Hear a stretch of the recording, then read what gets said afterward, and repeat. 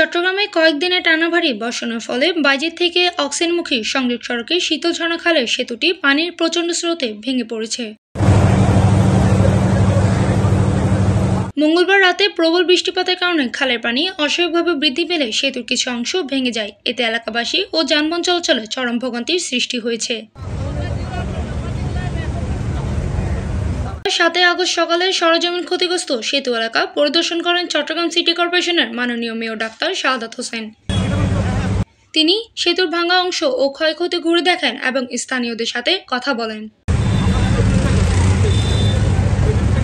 Mayor doctor Shahadat Hossain বলেন, অতিবর্ষণের কারণে নগরীর বিভিন্ন এলাকায় জলাবদ্ধতা ও ক্ষয়ক্ষতি হয়েছে। এই সেতু ভেঙে যাওয়া দুর্ভোগজনক।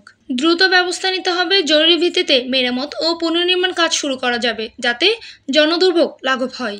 তিনি আরও জানান, প্রকৌশল বিভাগের কর্মকর্তাদের ক্ষতিগ্রস্ত সেতুর সমীক্ষা সম্পন্ন করে দ্রুত রিপেয়ার ও পুনর্নির্মাণের নির্দেশনা দেওয়া হয়েছে। উল্লেখ্য, বাইজিদ সংযোগ সড়ক দিয়ে দৈনিক অসংখ্য যানবাহন চলাচল করে। সেতুটি ভেঙে পড়ায় এলাকার মানুষ ও ব্যবসায়ীরা বিকল্প সড়কে যাতায়াত করতে বাধ্য হচ্ছেন। স্থানীয়রা দ্রুত সেতু নির্মাণের দাবি জানিয়েছেন।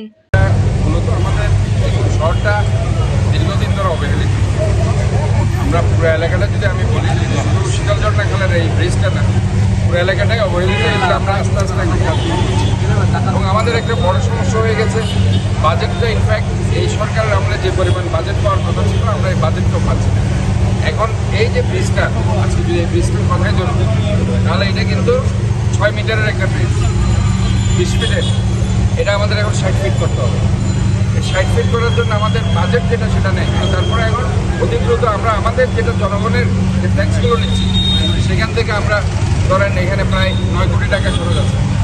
এটা আমি দ্রুত এই পাঁচটা এখন করে দেবো, ওই পাঁচটা আমাদের করতে হবে।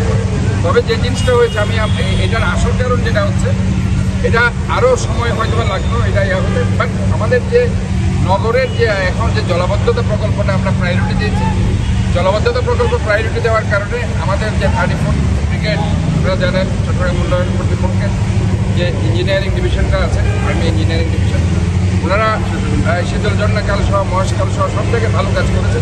এবং এই খাল খননের কারণে এই এলাকাতে আগে একটু পানি উঠতো, আপনারা দেখেছেন সমস্ত ইন্ডাস্ট্রিয়াল বেল্টে পানি ঢুকে যেত। এইবার ইনশাল্লাহ পানি উঠেনি, এটা কাজ করার কারণে। এবং এই কাজ করার কারণে যে ভালো দিকটা এটা হয়েছে, জলাবদ্ধতা কমেছে। অ্যাডভান্স যে রিয়েকশনগুলো হয়েছে, যে নিচ থেকে যে মাটি ওঠানোর কারণে আস্তে আস্তে আস্তে আস্তে চলে গেছে। তো যেটা মহেশখাল আপনারা দেখেছেন, খালি শহর রিসেন্টলি রাস্তাগুলো ফাঁক হয়ে গেছে এবং সেটা আমরা রিপেয়ার করে দিয়েছি। এটাও এখন যেটা করতে হবে, এটা অলরেডি যেটা ভাগ হয়ে গেছে এবং 45 বছর একটা পুরানো ব্রিজ, সো এটা আমাদের আগের থেকে প্ল্যানে ছিল এই গাছটা করার। ওই যেটা আমাদের প্রকল্পের মধ্যে এটা ছিল না। এখন আমরা আমাদের যে চলমান প্রকল্প চলছে, সেটা ওই 6 মিটারের এটাকে আমরা 15 মিটার করে দিব এবং এটা আমরা দ্রুত ইনশাল্লাহ কাজ করবো। আমরা এটা মূলত কারণ হচ্ছে যে আমরা আমাদের জলাবদ্ধতার কাজ করেছি, যেহেতু মাটি সরে গেছে, নিচ থেকে প্রচুর পরিমাণ মাটি সরে গেছে, যার কারণে এটা হয়েছে। চট্টগ্রাম প্রতিনিধি পাঠতত্ত্ব ভিডিও চিত্রে PIB 71 TV।